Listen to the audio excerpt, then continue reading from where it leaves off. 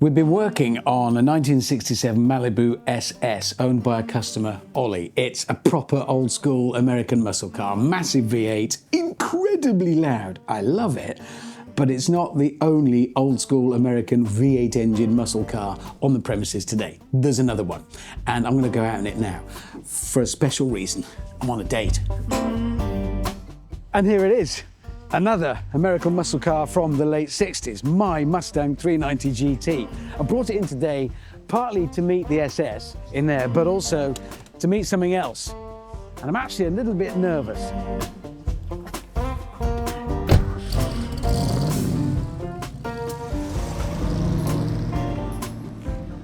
We've got a bit of a drive ahead of us to what is essentially a date. So I've got time to explain the reason for my nervousness. I've had this Mustang, I don't know, 20 odd years. I love it. I bought it because it absolutely captures everything I love about Mustangs.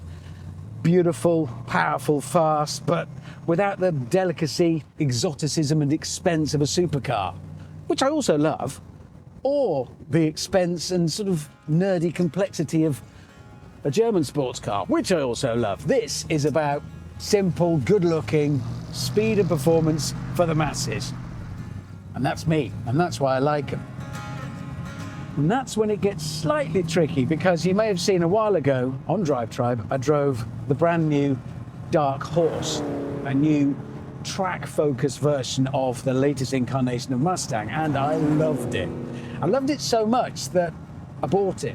I bought the actual car I drove. And that's where it's a bit tricky because, well, I'm a romantic old sausage, and there's something romantic about Mustangs, the open road, performance for the masses. And then I thought, ooh, how's this one going to be about another one coming into our lives? This was a pale metallic blue when I bought it, but I returned it to this Highland green. This was its original color. I have the build sheet. It left the factory in the same year the famous Bullitt Mustang was built. It's the same model, a 390 GT, and it was built and finished originally in Highland green, the same as the Bullitt car. So this isn't a Bullitt tribute. It's just more or less the exact same car as the one in the film. And yes, I am conscious of that. It just makes it a bit more special. It's the thing about Mustangs, they're not rare. I mean, they built a lot of these when they launched it in '64. The queues went round the block. Nobody had ever seen the like of it. A car that was, for America at the time, modestly sized, but with power, and again, for America at the time, performance to match. It's not that bad. Think about it. If you've got a dog, and then you get another dog, it happens, you don't just throw them together. No, they might fight, they might not get on. You've got to introduce them carefully. Usually people take them out of the house to neutral territory, introduce them, let them sniff each other out. That's what I'm doing. I thought, well, rather than just throw them together in the garage and say, well, get on with it, I'm going to introduce this one to the new one on neutral territory. So we're going on a dinner date.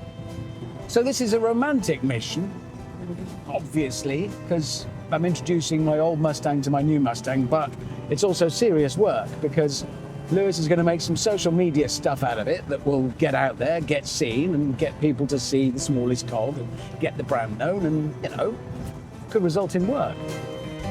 There it is. Ooh. I'm always anxious to approach. Now, this is your new friend. You're going to get on, not replacing you. We just become a two Mustang family. Just another Mustang.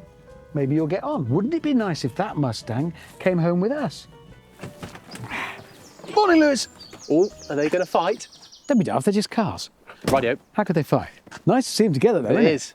And it's going to make great social media. Yes, well, people like the generational Yeah. thing, and there's few cars that have been around as long as these. Absolutely. And you can see the resemblance, can't you? Definitely. That's So I just- want to get some few shots of you Yes, stood there, right. which would be great. So yeah, Oh. just between the two. Come forward for me for a minute would be great. I hate great. doing Just this. there. Are people Perfect. going to look at this? They will. Will they? Yeah, and people will appreciate it as well.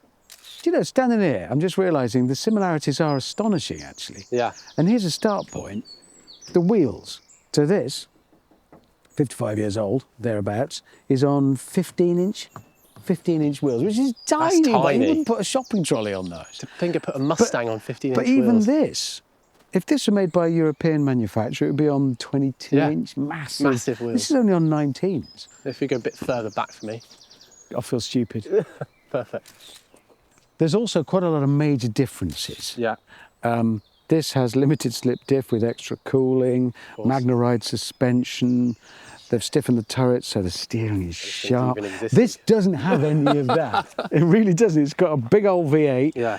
a prop shaft, a differential, Yeah, and an that's it. axle, and that's it, really, and some steering. Right, I'm out of here. Okay. They've had their meeting. They haven't fought. No. Enjoy. I will. Not too much. Oh, I'll hello, go new back to one. I work. still like the old one. Yeah. Okay, well, cheers, Lewis. I think that went rather well. I mean, they didn't fight like dogs in the street, and I loved seeing the two cars together. Forwards into the future. This is the first time I've driven this car since I reviewed it on DRIVETRIBE. And it's the first time I've driven it since I've just driven the old one. And it's incredible, really, because despite, well, the age difference, despite the fact I'm sitting on the other side of the car and 55 years into the future, I can feel the lineage. Firstly, it's just the overwhelming presence of that big V8 up front. But it's also the relationship of where it is and where I am, where I sit along the car in relation to the rear wheels and the front and the engine. And that is what describes the physical language of how the car feels when I turn the front in relation to where I am and where the rear wheels are. I'm going to follow the American model of car ownership. This isn't an end in itself. I bought the car, and now I've got to decide, what am I going to do with it? It ain't finished yet. I'm not going to give too much away, but I've been leafing through the Ford parts catalogue. And it turns out there's stuff I can and shall do that'll turn it from brilliant into mind-blowing. It's so important to me that people still share this passion for analog cars with a big V8 engine up front. People like Ollie and his SS that we're working on at the smallest cog. And thanks to the emergence of things like synthetic fuel that can be made, harnessing carbon already in the atmosphere and banking renewable energy as hydrogen to combine with it and make a hydrocarbon, that is petrol. These engines can run long into the future, alongside and amongst electric cars and other alternatives not yet discovered.